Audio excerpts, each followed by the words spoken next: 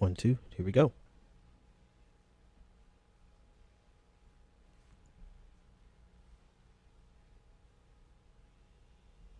The Benjamin Dixon Show is only possible with listener support. Go to www.thebenjamindixonshow.com to register for our blog and join the Progressive Army. And now, ladies and gentlemen, we are now about to witness the truth. It's the Benjamin Dixon Show. Welcome, ladies and gentlemen, to the Benjamin Dixon Show. I am your host, Benjamin Dixon. It is Monday, June 20th, 2016, the first day of summer. I want to thank everyone for joining us tonight. You could have been anywhere in the world today, but you decided to spend some time with us, and I greatly appreciate it. I never take it for granted. I want to thank you, those of you who have joined us. I also want to thank all of the patrons. I'm sorry, it's still allergy season for me and something of a cold. So forgive me as I cough through tonight. But thank all the patrons that became supporters over the weekend. We couldn't do this without you. I want to encourage everyone, if you want to see the Benjamin Dixon Show continue to grow and do new things and bring on new team members and just continue to build this progressive movement, progressive media, independent media, the way we need it. I was listening to NPR today, and it just kind of really, I had to cut it off. Nothing against NPR other than the fact that, it's very seductive to have the appearance of unbiasedness, and it's very seductive to have the idea that being ostensibly centrist means that you are unbiased. And that's a lot of how NPR comes off, as though they are moderate, that they are center, that they'll take a little bit from the left, a little bit from the right. And, what comes out is a nice unbiased balance. And that's simply not the case. I was listening to them doing reporting on Omar Mateen today.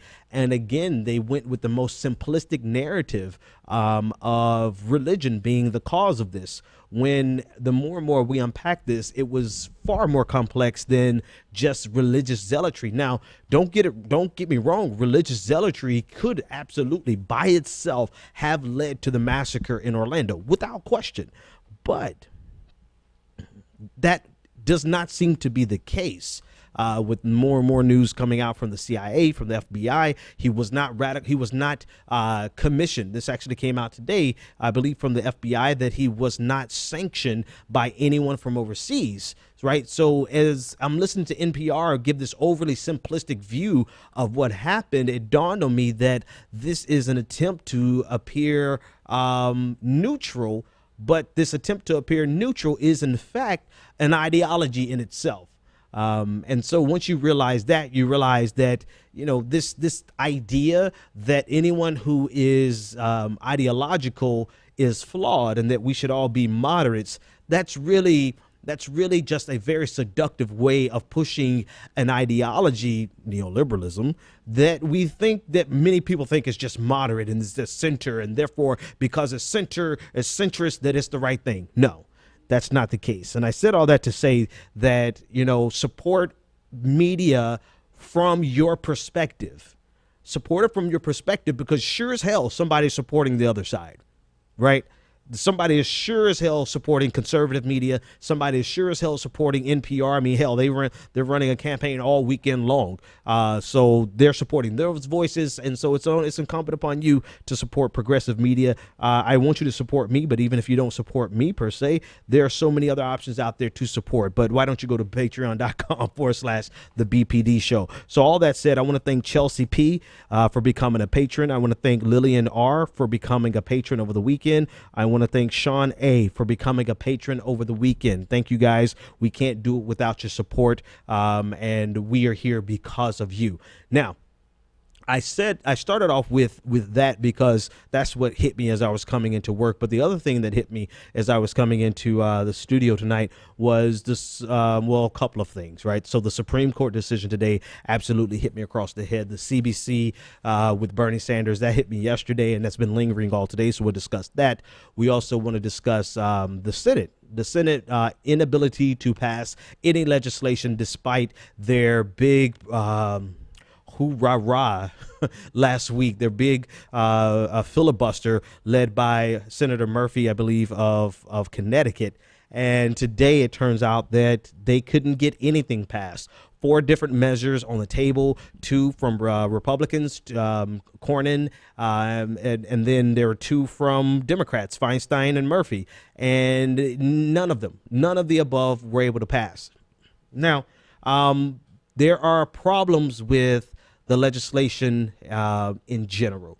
There are problems with this represents a great intersection of how playing politics, actual ideological differences, but showcasing and grandstanding and being in the position of opposition can lead to very dangerous things being passed on our side on behalf of people who think they're progressive.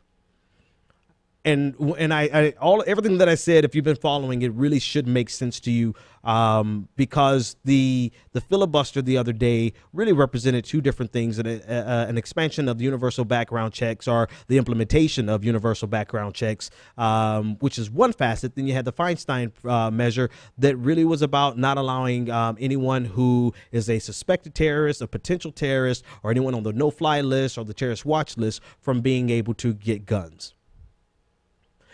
It gave us, and when I say us, I'm talking about people who are not Republican, right? That's that broad category of us, right? People who are not Republican. They may very well be conservative, but they're not registered as Republican. Therefore, they view the Republicans as opposition. This gave us the ability to play politics and to give the impression that we really were getting something done. This filibuster was really about making it seem like we were going to make something happen, going to make some changes after Orlando. And we were doing it on the backs of a piece of, or a policy rather, that is problematic in the first place. The fact that you can be put on a list arbitrarily without any recourse in terms of due process really is problematic. Yet this became the war cry of right now. Right now, Democrats are lamenting over the fact that we cannot use a policy that is extremely unprogressive and a policy that has the potential and has actually discriminated against people of color. The number 1 target of the terrorist watch list is predominantly people of color. And that's the playing politics side of it. Nothing passed today, right? So there's no need to even, whatever. It's no surprise to me that nothing passed, right? And I don't want to say no big deal that nothing passed. It actually, in some ways, could be here's the other thing. All right, let me keep going before I finish that sentence. Let me keep going and unpacking this. So first, we played politics, and we used a policy that was problematic in the first place to make it seem as though we were actually being active in light of the shooting in Orlando. Right. So we play politics with the no-fly list and the terrorist watch list, even though we all can agree that, or we should be able to agree that it's problematic. Now here, actual politics and ideological differences. This type of policy, because it overwhelmingly targets people of color and because it overwhelmingly targets quote unquote potential terrorists, it's obviously going to disproportionately affect people who are Muslim and people of Arabic or Middle Eastern descent, right? Therefore, there's really no problem that the Republicans and conservatives have with this, except for when it crossed the intersection of people getting guns. Because this became a problem for Republicans when it crossed the intersection of people getting guns, even though it had absolutely no sweat off their back, they didn't give two shits about this policy when it discriminated and it infringed upon the rights of people, because it was infringing on the rights of people of color and people of Middle Eastern descent and people who were who were part of the Islamic faith.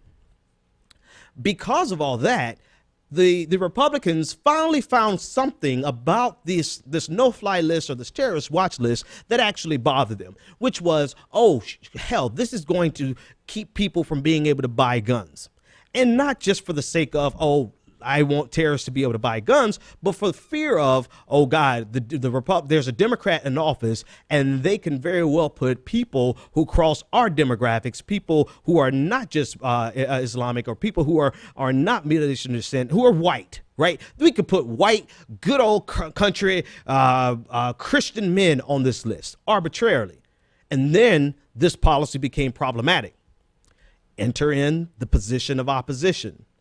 Because Democrats and Republicans absolutely have to have something to oppose, once Republicans became in favor of opposing this bad policy for the wrong reasons, for conservative reasons, Democrats all of a sudden said, well, hell, this is something we can really press the envelope on. We can really put this on their neck. We can press down and make Republicans look bad because it looks like they want to give terrorists guns.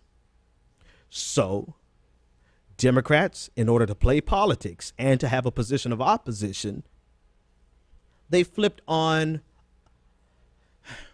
They became champions of something that is tremendously unprogressive, something that is horrifically problematic, something that is a vestige of George Bush and our war on terror.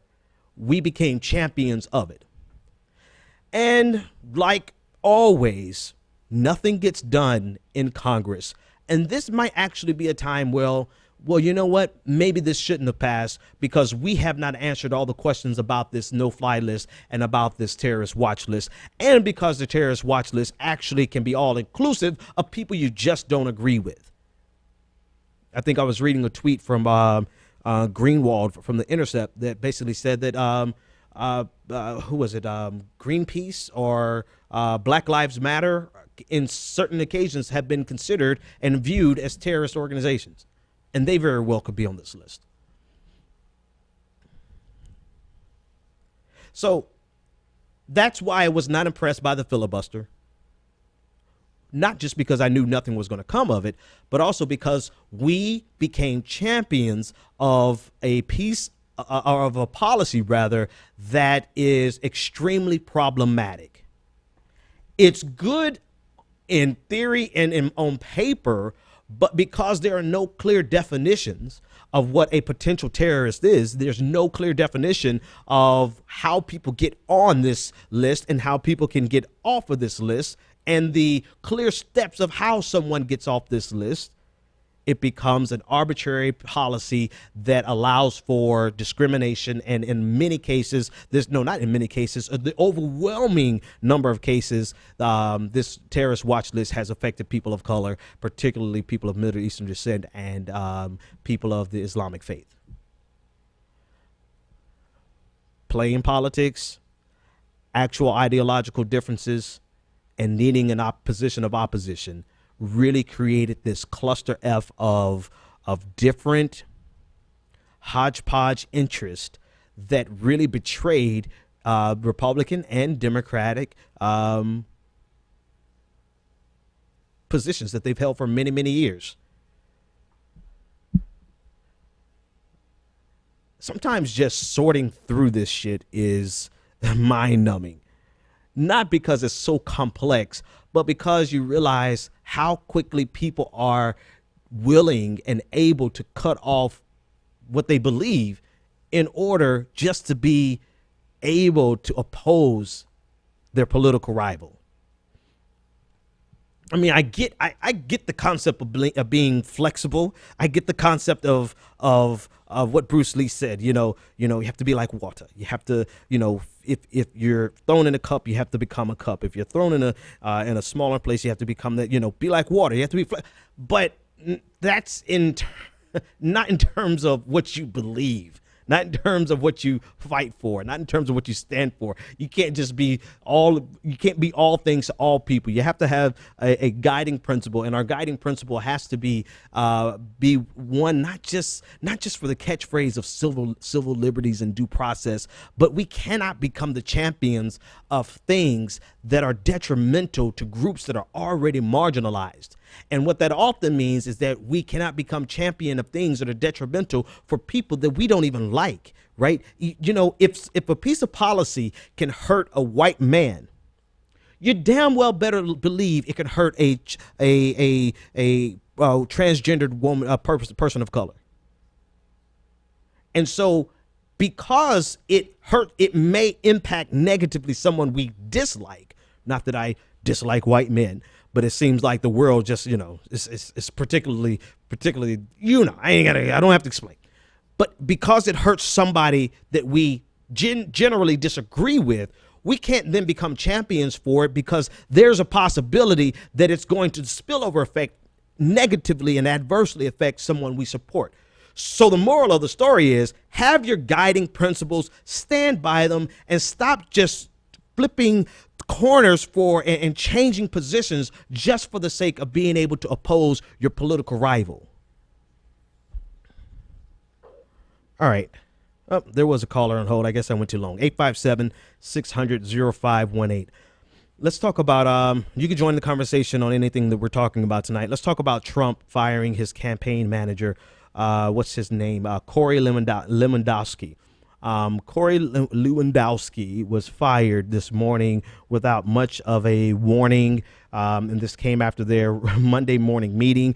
Immediately after the firing, Corey Lewandowski came out and spoke positively of Donald Trump, and said that he was going to continue to do. He didn't understand why he was being fired, but he was going to continue to do all he could to help to help Donald Trump become President Donald Trump. CNN began unpacking some of the reasons. And as I'm reading the story, my gut reaction was, okay, possibly Donald Trump is going to go in a different direction. Maybe Lewandowski is taking him into keeping him in the primary cast, in the primary mode. And maybe he's looking to shift, to the center so that he can become, so he can win. Right.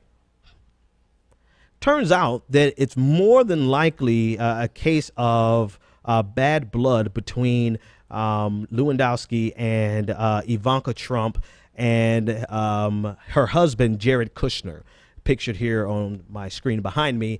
Apparently, and this is all alleged, has been no clear explanation as to why Donald Trump fired Lewandowski, but apparently there was a meeting, and this is from CNN. There's a meeting yesterday that Donald Trump had with his daughter Ivanka, and Ivanka put it on the line and said, you're either going to get rid of Corey Lewandowski, or we're not going to support you anymore.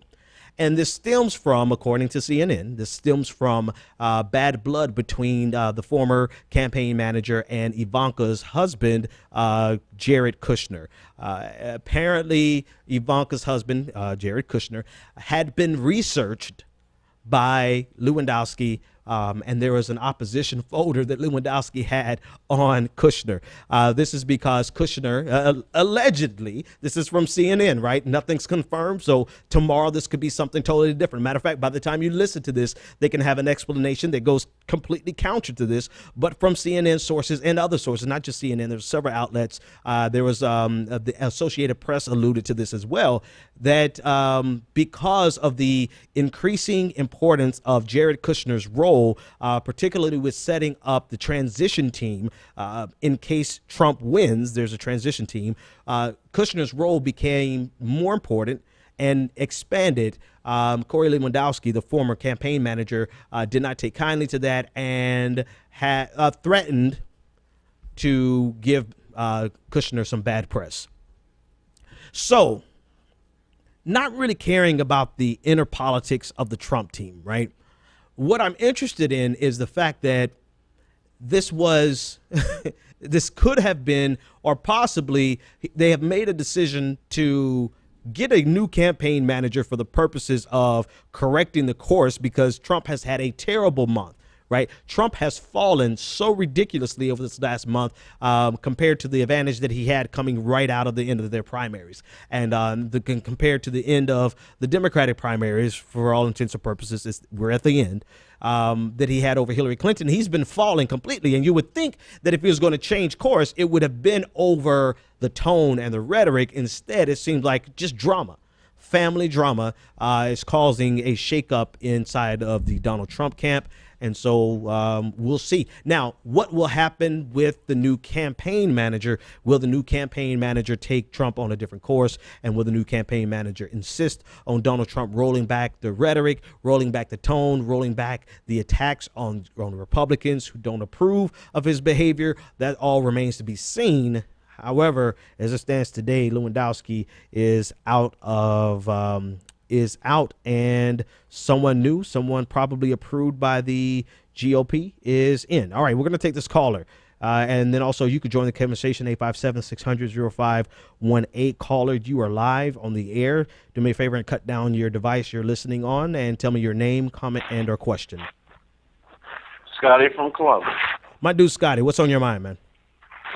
Nothing much, man. I usually wouldn't do this on a political show, but I wanted to talk about the NBA Finals last night. You know, you gotta hold that. I'm gonna do a whole segment on LeBron James. Can you hold that for me for about 35 minutes? Yeah, sure. All right. I'm gonna clear the line for you, Scotty, when you call back. I can't talk about it now. We're gonna talk about it before the end of the show. I'm gonna look out for your number. All right. All right, man. All right. Talk to you in a few. 857-600-0518. I absolutely have to talk about the NBA Finals, not just the game, but the periphery, everything that's on the periphery. All right, let's talk about the Congressional Black Caucus versus Bernie Sanders. This is one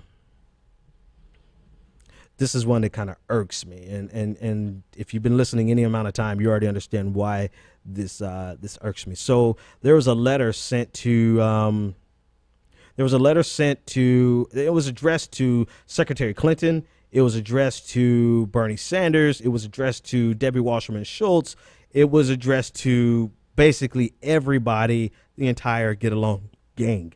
And it was addressed to them from the Congressional Black Caucus. I'm trying to pull that letter up on your screen now. And the purpose of the letter was to, there it is. The letter was essentially stating the following. Let's take a look at some of it so you can get an idea of what the CBC is talking about. So to Secretary Clinton, Bernie Sanders, Debbie Wasserman Schultz, Nancy Pelosi, and Harry Reid, all the big players. The Democratic members of the Congressional Black Caucus recently voted unanimously to oppose any suggestion or idea to eliminate the category of unpledged delegate to the Democratic National Convention, aka superdelegates, and the creation of uniform open primaries in all states. It continues. The Democratic Party believes from the current system of unpledged delegates to the National Convention by virtue of rules that allow members of the House and Senate to be seated as a delegate without the burdensome necessity of competing against constituents for the honor of representing the state during the nominating process. All right, let's stop there. I'll take the second half. All right, so the first half of the letter, it's a very short letter, one-page letter, if I'm not mistaken. The letter is about opposing superdelegates because superdelegates is a method of keeping elected officials from having to compete against their constituents for the privilege of representing or being a delegate to the DNC. Now, that line that I highlighted has caused some contention because it's talking about the undue burden, or let me just get the exact language. The exact language is the burdensome necessity of competing with their constituents. Now, in fairness to the CBC and in fairness to the, superdelegates, particularly superdelegates that are elected officials in particular districts, If there was no category of superdelegates, this would mean that, for instance, I used to be from District 21 or 26 in South Florida with Alcee Hastings, member of the CBC. And if I got elected, there's fireworks going on outside. I don't know what the hell that's about. If I got elected, or if I wanted to run as a delegate for whoever, I would have to go to the convention and campaign against Alcee Hastings to become a delegate to the national convention. Clearly, Alcee Hastings is going to win because he's the representative for that district. And so when they're talking about the undue or the burdensome necessity of campaigning against their constituents, this is what they're referring to. They're saying we don't want to get in a position where elected officials have to compete against their constituents to get to become delegates to the DNC. Now, this portion of it I actually agree with, because it's a no-win situation for the average person like you, like me, who would try to become a delegate if they have to run against somebody like an elected official. However, it's not a binary system, right? It's not just two people or one person that becomes a delegate from a particular area, a particular county, right? So in a way, this is a straw man because there are going to be way more delegates than just one, right? Depending on the size of your county and your overall local convention. So while I agree that it will create a situation where at least one person is going to have to compete against one elected official, overall, the totality of it is, I don't agree with that, because there's so many other positions, so many other delegate positions that they can run for. Well, it may inconvenience one. It surely is not worth keeping a system that is undemocratic and broken. All right, so I wanted to parse that before I went to the second one. And actually, the second half of this first one really is about these super delegates not all being what the Congressional Black Caucus is trying to portray them to be, these elected officials. You have lobbyists who are super delegates. You have donors who are super delegates. You have people who have never been in elected office, probably never spent one day at a local convention, at a local Democratic meeting, who simply bought their way, hint, hint, Raj Fernando, bought his way into becoming a super delegate. Now, ultimately, what the CBC is doing, and this is what I want to unpack the most, what they're doing is they're playing this card of, this is such a burden on the good constituents, and this is such a burden on the elected official. It's going to pit the official against the constituent, when in reality, this is protecting, overall, this is protecting people like Raj Fernando. In case you don't remember who he is, I'll pull him up on my screen. Raj Fernando is that mega donor to Hillary Clinton who, I don't have it in this one. Got beside myself. Raj Fernando is the super mega donor who contributed between $250,000 and $1 million to the Clinton Foundation, who got appointed to the IASB from the State Department, a National Security Board, and is a super delegate for Hillary Clinton. The CBC protecting the super delegate system ultimately protects people like him. And yet the CBC, the Congressional Black Caucus, is able to cape it in this first section as being something that's detrimental to the constituents, because the constituents are going to have to fight against the elected official. When in reality, if any example, it's only going to be a one-off. Or take 25 people who are elected in your area. The point is, they're protecting the system, and they're giving the appearance that they're trying to defend themselves, which would be understandable. They're trying to defend their constituents, which should be expected, but ultimately they're defending and protecting a system that allows corporate lobbyists and donors to become superdelegates and be influencers in a political process which they purchase their way into. That's the first half. All right, the second half of this letter, which is problematic. The CBC is opposed to any state nominating system that would allow independent or Republican voters to participate in a Democratic primary. The Democratic Party primary is the process used by the party to allow political aspirants to compete for their party's nomination. I highlighted this part. Allowing independent or Republican voters to participate in the Democratic primary would dilute minority voting strength in many districts across the country. Flag on the play. I'm sorry. I've got to call bullshit. Number one, this idea that Republicans, first of all, it's not about Republicans. It's not, because they're giving the impression that a person is going to come and infiltrate the Democratic primary for the purposes of what? Why would a Republican come and infiltrate and sacrifice their vote from supporting their Republican candidate? Because it's not as though they'll be able to vote in the Democratic primary and then turn around and vote in the Republican primary. So for a Republican to come over and to vote in the Democratic primary, they are disenfranchising themselves from supporting their favorite candidate on the Republican side. I'm not going to say it won't ever happen, but the chances of that happening are slim. Unless you're in the case where Democrats went over and voted for to get rid of Donald Trump, but to no avail. And doing that disenfranchised them, kept them from being able to vote for who they wanted to vote for in their district, in their primary. That's number one. Two, this assumption, this is a nefariously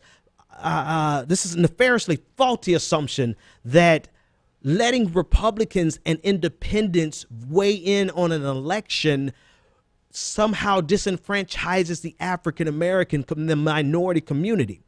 It makes the assumption that there are no such thing as black independents and that there are no such thing as black Republicans. Unfortunately, there are such thing as black Republicans. There are a lot of black Republicans, right?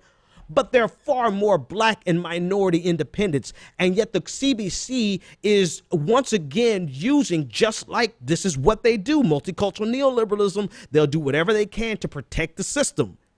They're protecting the system, feigning as though they're defending minority impact and minority power and minority influence, when in actuality, they are defending the Democratic establishment. Because there are more, I believe 42% of Americans right now identify as independent. More importantly than that stat, how many African Americans and minorities did not participate because they feel the system is broken, and they feel it's broken so much that they refuse to register as a Democrat or a Republican. And so this idea that this is going to water down or dilute the impact and the strength of the minority vote, no, this is going to water down and dilute the impact of the black Democratic vote, the black Democratic establishment vote. And it's going to open up a flood of people who are not loyal to the Democratic Party, black people. So let's just be clear about that, CBC. You're not defending the black community. You're defending the black Democratic establishment community. You're not defending the folks in the neighborhood who feel that this system is so broken that they can't participate in it and they refuse to register as a Democrat or a Republican. You're defending the people who are going to kowtow to this establishment on any given day of the damn week. And yet you use language to make it seem as though you are coming to be the defenders of all things black, and you're only being the defenders of all things that are approved by the Democratic Party. Y'all about to make me, I'm about to turn up in this bitch in a minute, because this is what they do. They use the name and the situation and the problems of the black community as a means of protecting the Democratic establishment, even when the Democratic establishment is hurting the black community. Even when the Democratic establishment is passing policies that are going to gut jobs out of our community, that are going to gut factories and further expose us to the global forces and naked, not just expose us, but expose us nakedly, like we're bare bones, butt naked, exposed to the global forces of globalization. And the Democratic Party is running headlong into that. And yet they're using the narrative of civil rights, and they're using the narrative of the black community as a means of protecting that. And what they're only protecting is a Democratic Party establishment.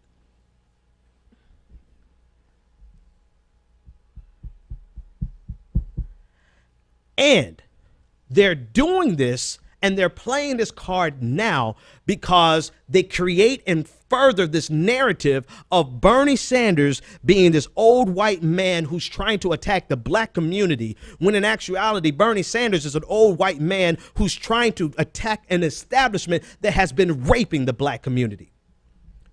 And you have black faces and black voices who run around and become champions of this. And they become champions of this narrative because it's their bread and butter. They get paid to forward these narratives. They get paid to protect the Democratic establishment. They get paid to forward the agenda of people like Debbie Wasserman Schultz and all of their corporate sponsors and all their corporate donors.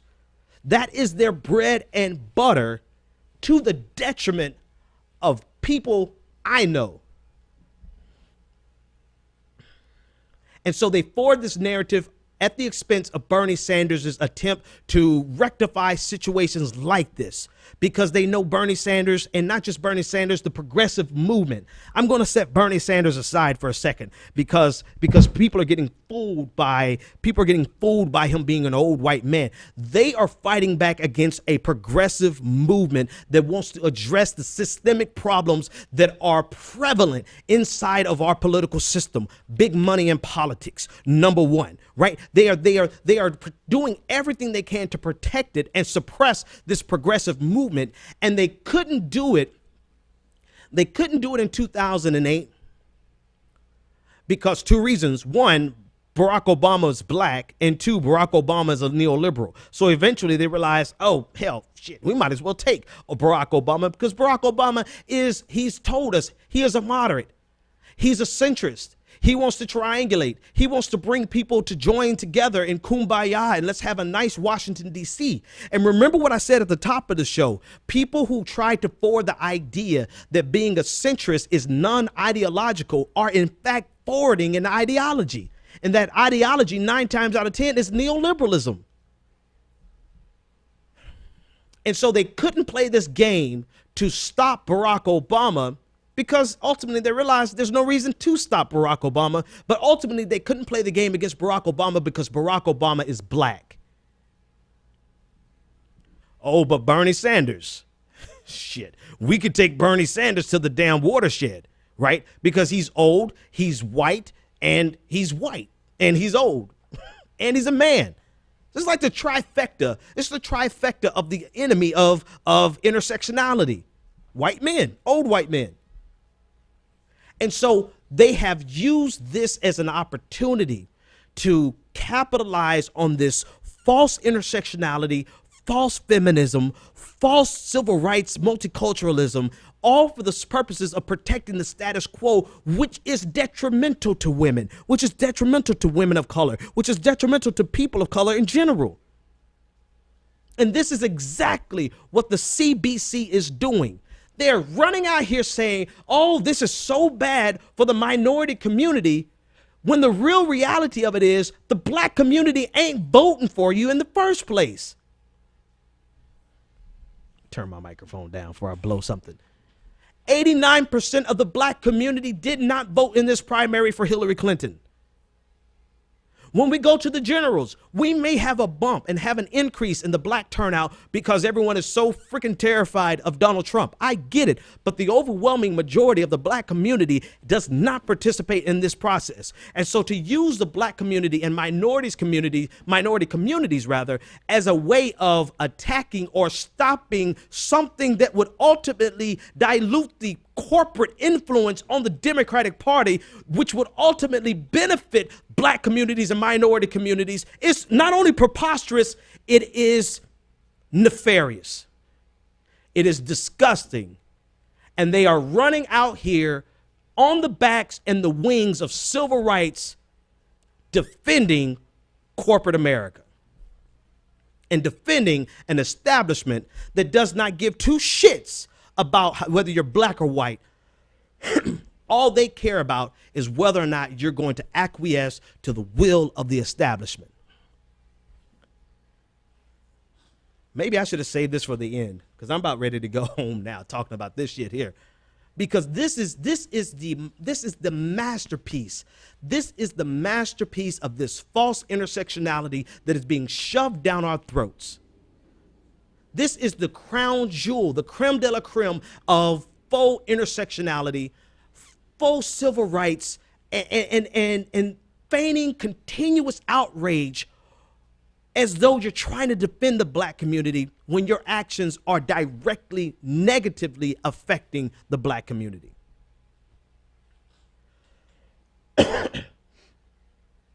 All because the progressive movement has been represented in this primary by a white man. Well, what the hell are you going to do when it's a black woman? What are you going to do when it's a Hispanic woman?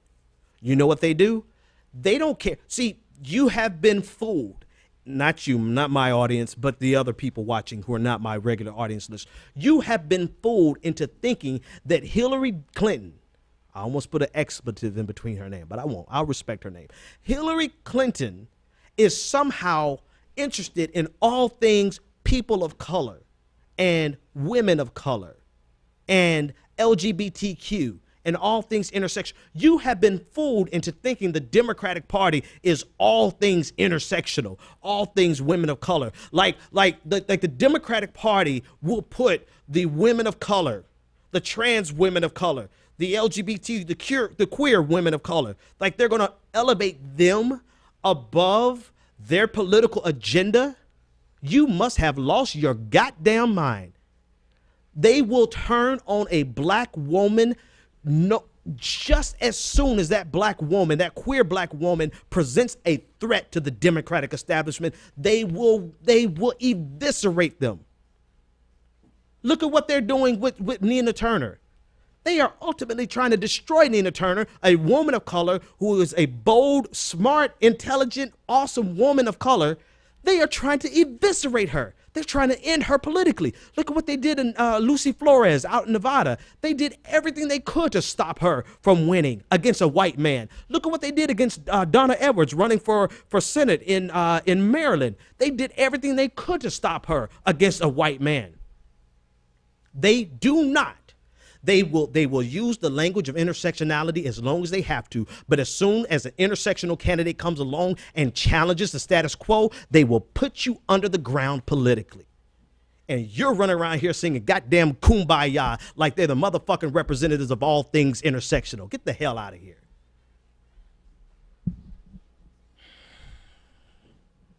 Excuse me, maybe I'll go back and bleep that out. I'll bleep that out for you, Spreaker. Sorry, internet. But it's absurd. It's preposterous.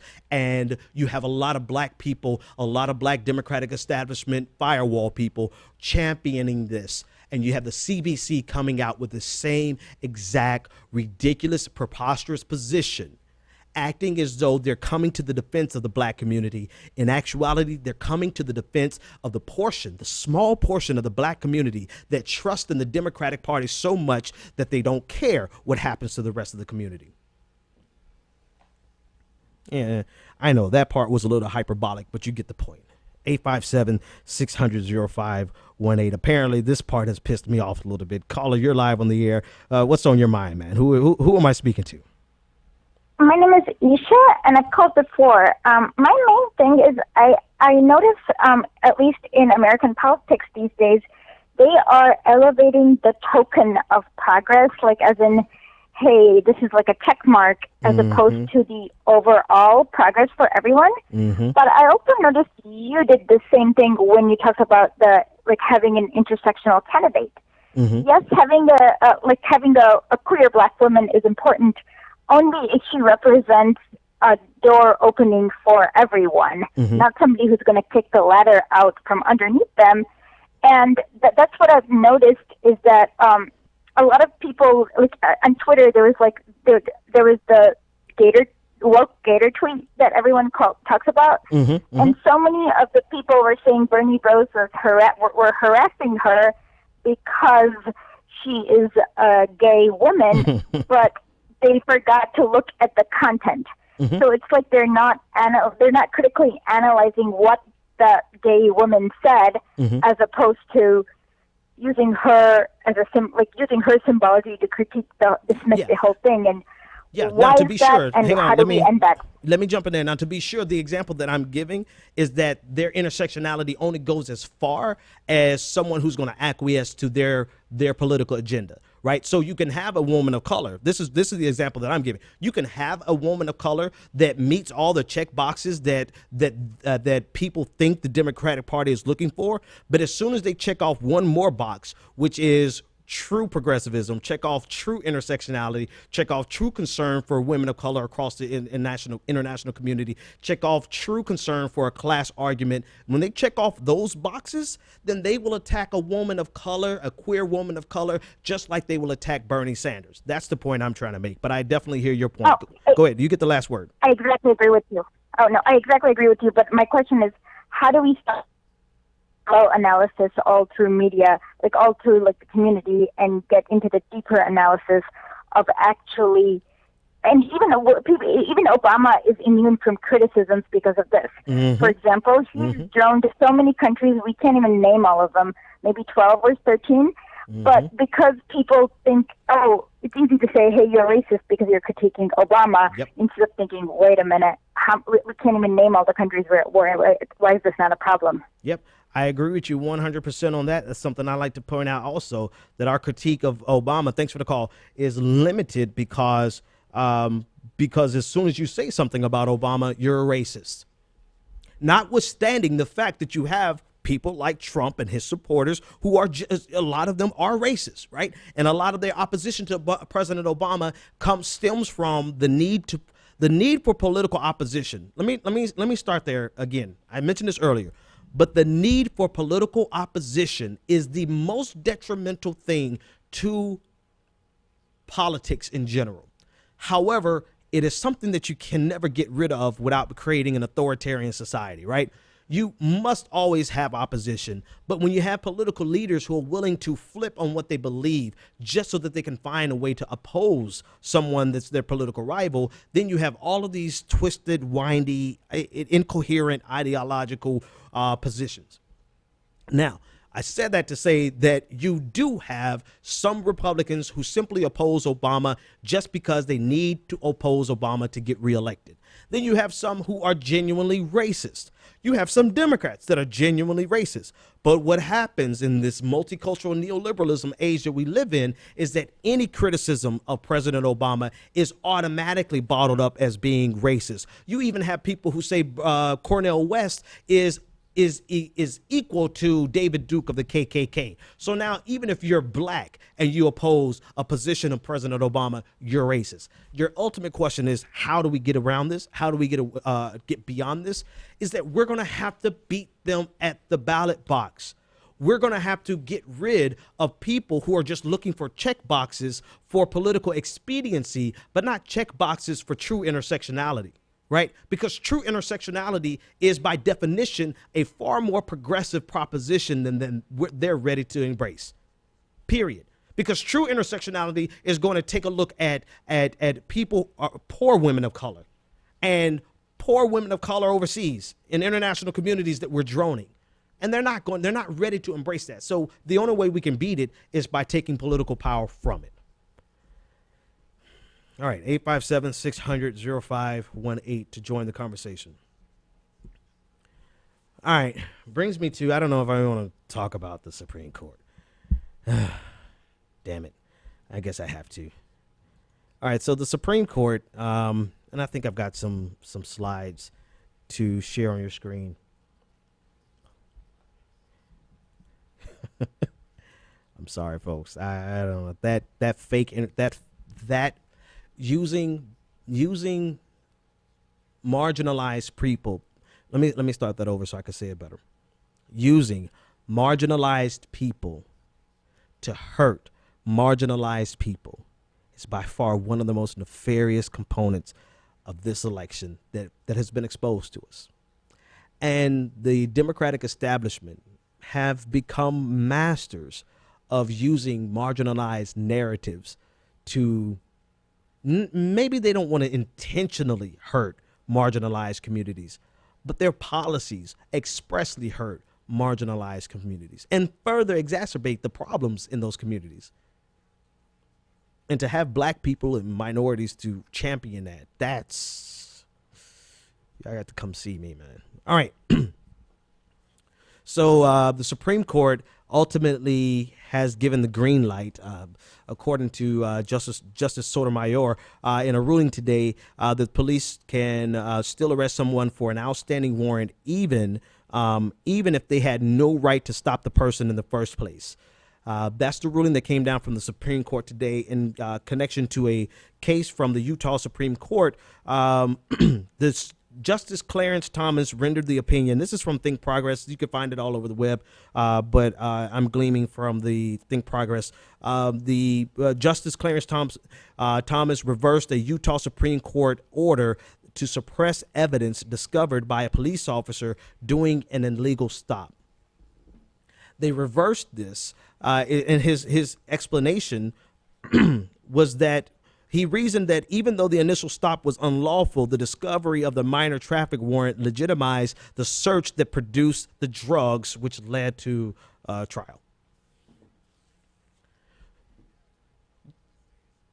Actually, before I even get into my explaining, let's take a look at what Justice Sotomayor, because she gave a far more scathing report than dissent than I could even give. So here on your screen, actually that's not the one I want this one.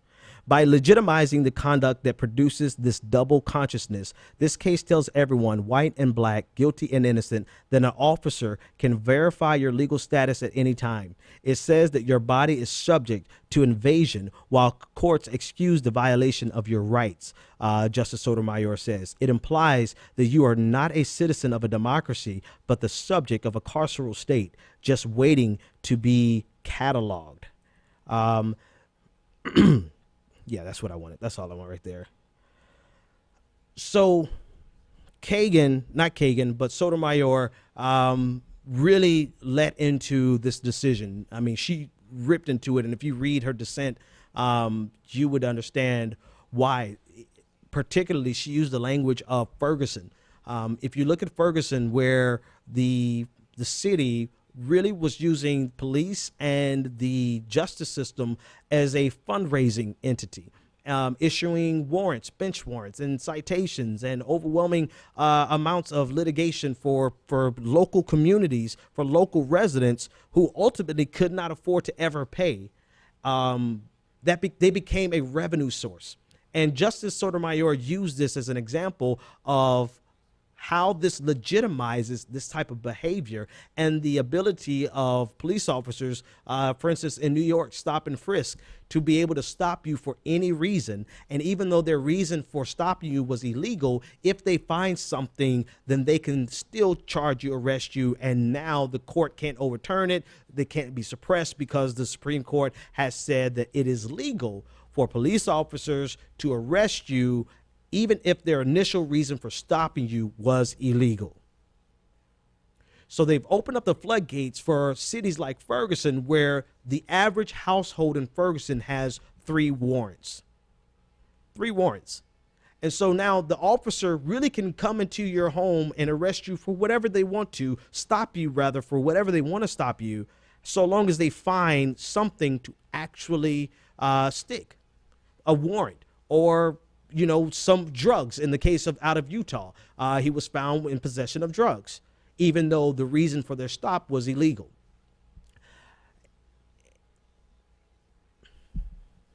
I can't really add to how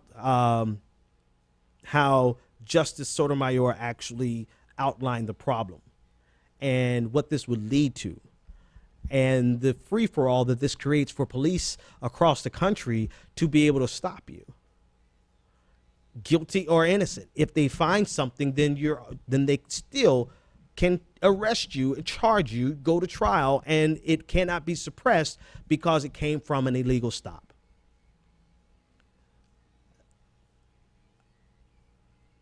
The only commentary, and I want you to go read the dissent yourself, because I don't want to add to her words. She actually expressly and explicitly explained how this is going to hurt particularly communities of color, right? But black people and white people across the board, all races, the guilty and the innocent, right? Because now police officers have an incentive. They have an incentive to stop you. Because now if they find something, they can charge you without fear of ramifications, or not even ramifications, forget about ramifications, but without fear of that evidence being suppressed. So go read her dissent. I will say this much, though. I believe it was Kennedy, Thomas, obviously. It was Roberts, and if I'm not mistaken, Alito. Hang on.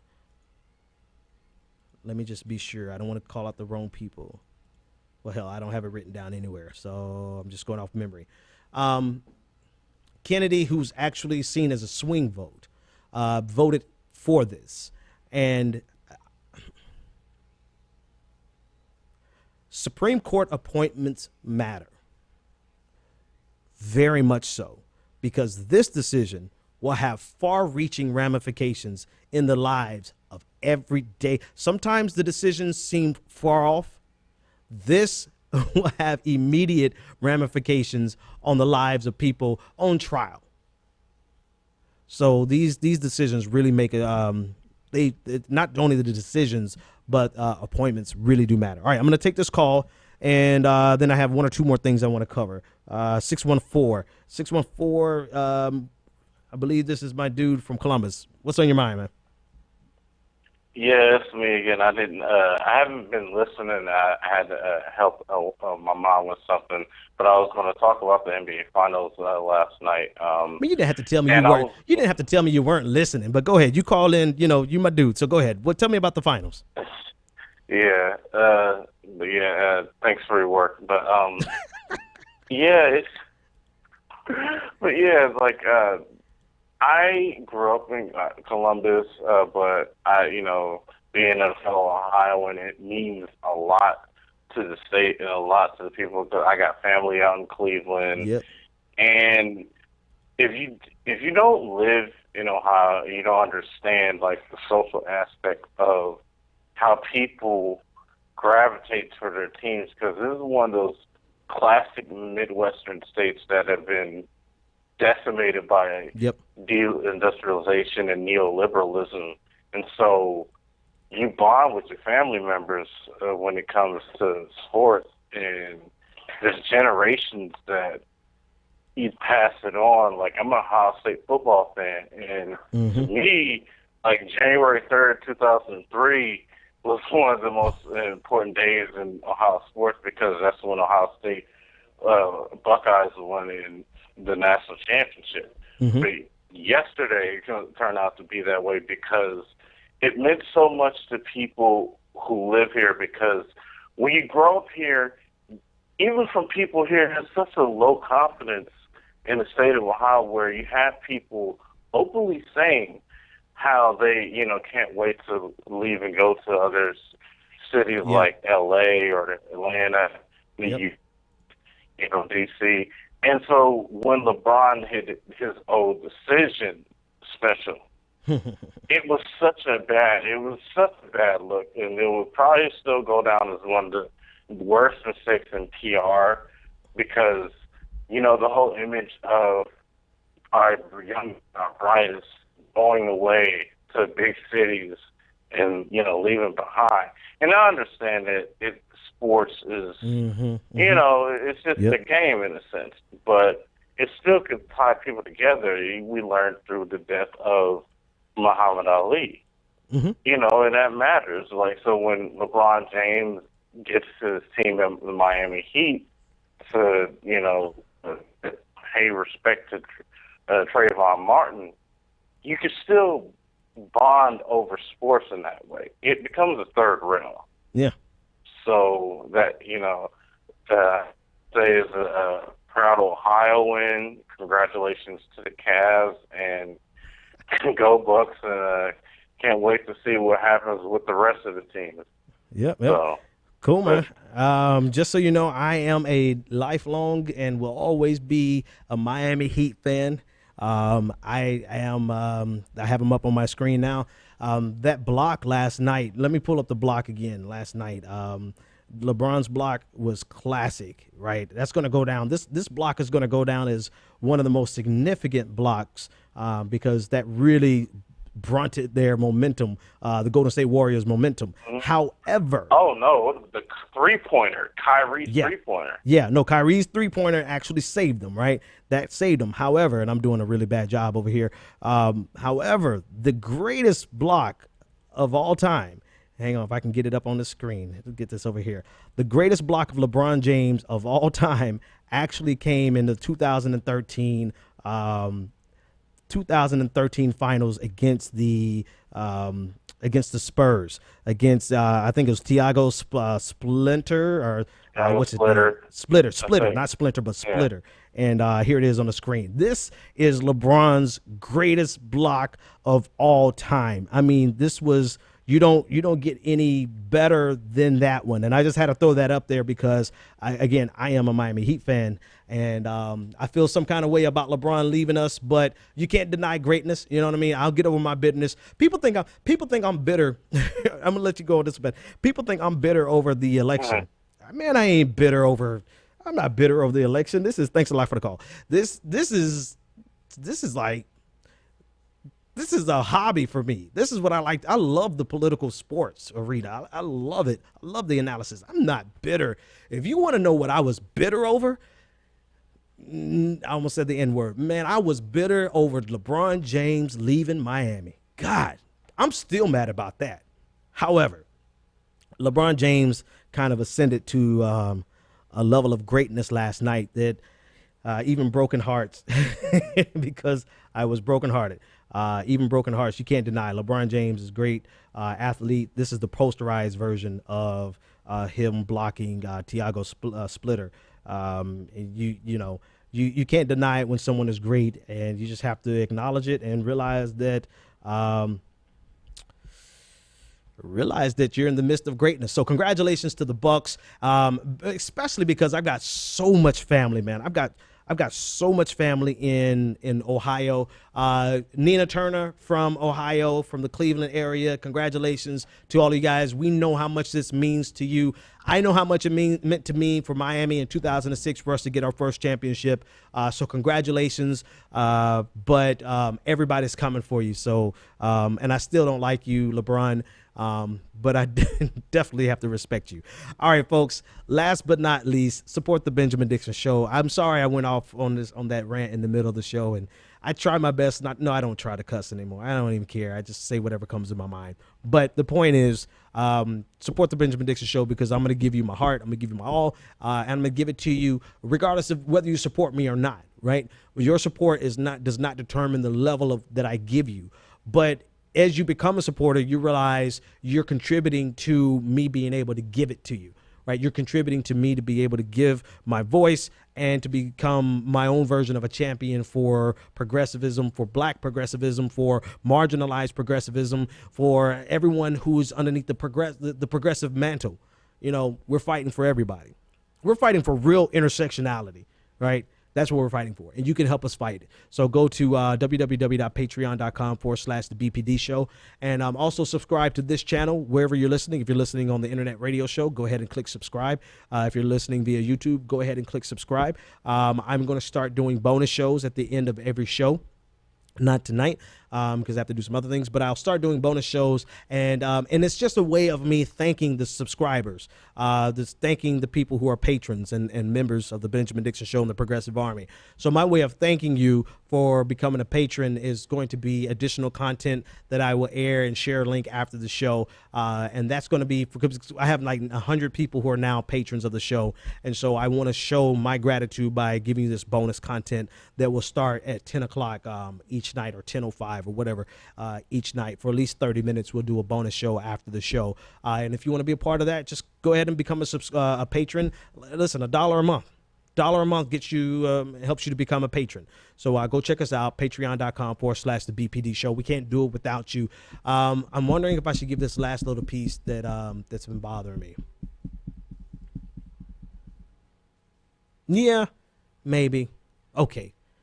Let me, I got to pray for this one first.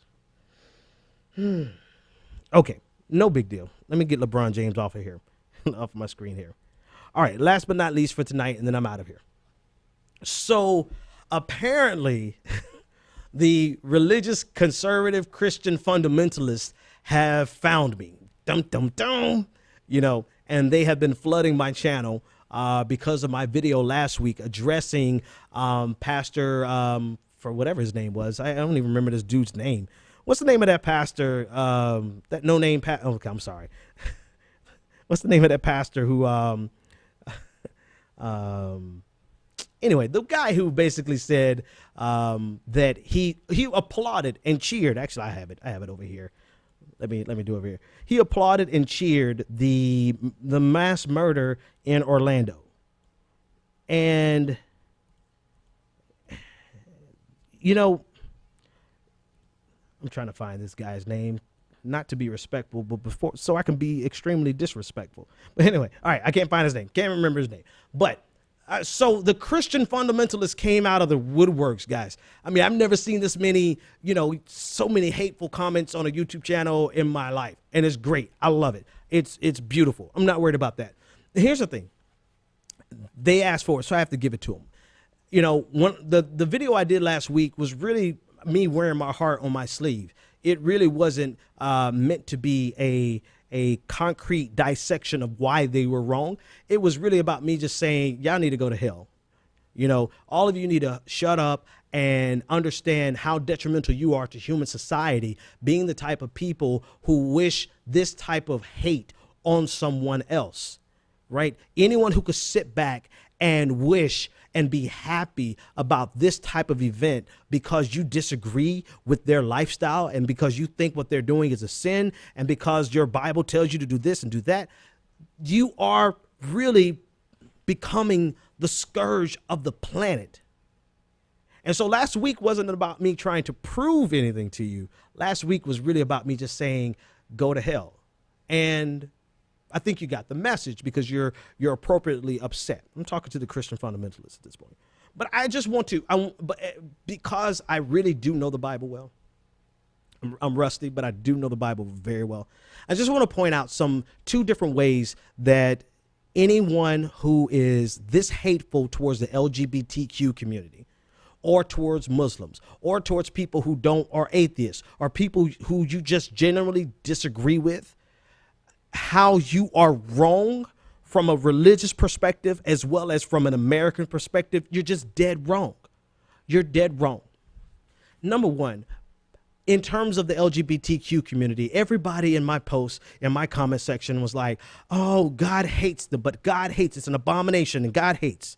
God hates, and it's an abomination. It's an abomination and God hates. And if you support the LGBTQ community, then you're not really a Christian. If you, and this quote unquote, this is what they're saying, if you support homos, you must be a homo. This type of bitter and vitriolic rhetoric coming from people who claim to be Christian, and then they had a nerve to be upset with me because I said asshole.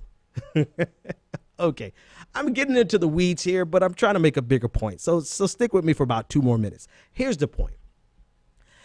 Number one, from a religious from your own book, from a Christian perspective, you are wrong. Anyone who preaches this type of hate to celebrate the death of people because you disagree with them, you are wrong on so many levels. And I don't care what category of sin you put this in. First of all, we are supposed to love our enemies and do good to those who despitefully use us. So we have a call to love above all else. The greatest thing that we can do is love, and wishing that people died. I don't care what twisted, perverted version of the Bible you're reading is wrong based on your own religion. You are wrong. That's number one. Number two, even if it is an abomination according to your religion, according to your interpretation thereof, do you realize how many abominations are in the Bible? Eating shellfish is an abomination. There are so many abominations in the Bible that if you feel that people should be executed in a club because of an abomination, then all of us need to line up for the firing squad, because all of us at some point have crossed and done something that your Bible teaches is an abomination, and your interpretation of your Bible teaches is an abomination. That's number one. But then number three, actually, they're saying, oh, but God hates them. Westboro Baptist Church went out and protested, the God hates fag church. The one that goes to the funerals of soldiers and went to the funerals of people from Pulse, and they went out there with their banners and their posters. They were supposed to go. I haven't seen the actual footage, but they were going out there to protest and to remind the world that God hates homosexuals because of what but because of what Leviticus says, right? They conveniently ignore that there are seven abominations that God hates. And you know what's on the list of abominations that God hates in Proverbs? Liars, gossipers, people who sow discord amongst the brethren. Just those three alone have every church, your church, has a church full of people who are an abomination that God hates. And so if you are celebrating the bloody massacre in Orlando because it's an abomination that God hates, you have just condemned yourself to the same type of penalty, because you sure as hell can guarantee that you have gossiping, lying, backbiting son of a bitches in your church.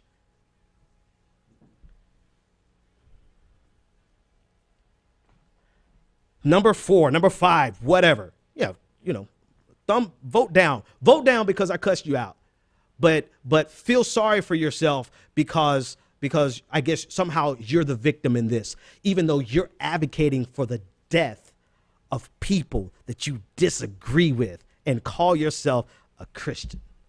That's your interpretation. Hey, it's America. It's a free country. You can interpret it however you want, and I have the right to call out your bullshit. Number 4, isn't it funny?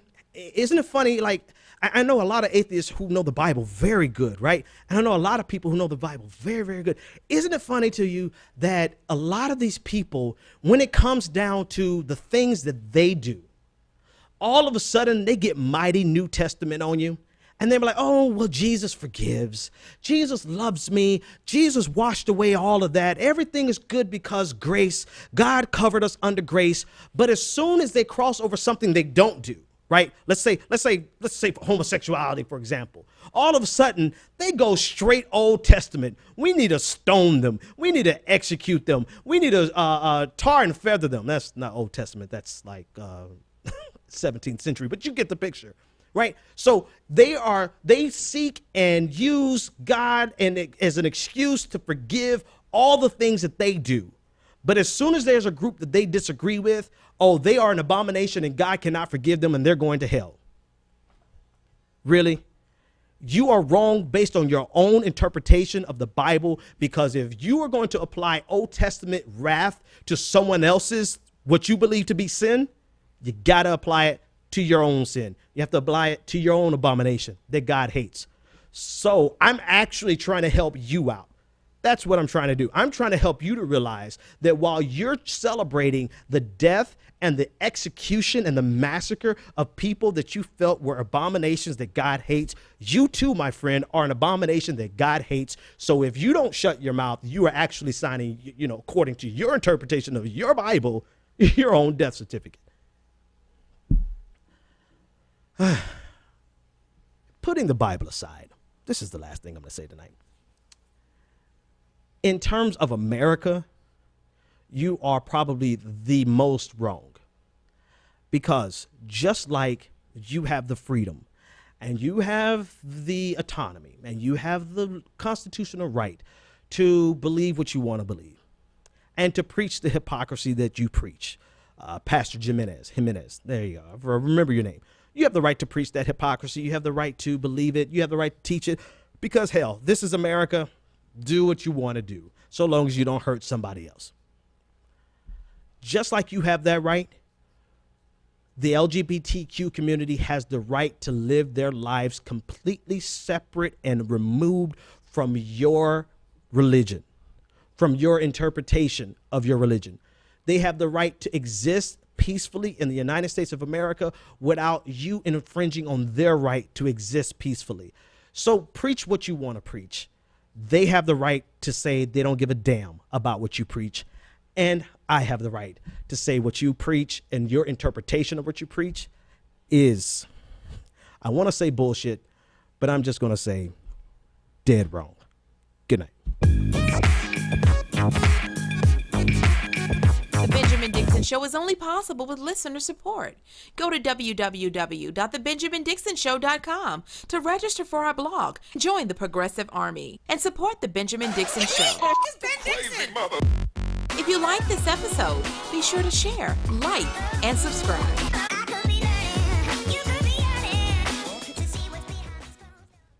Consider becoming a Patreon. Go to www.patreon.com/The BPD Show and support The Benjamin Dixon Show.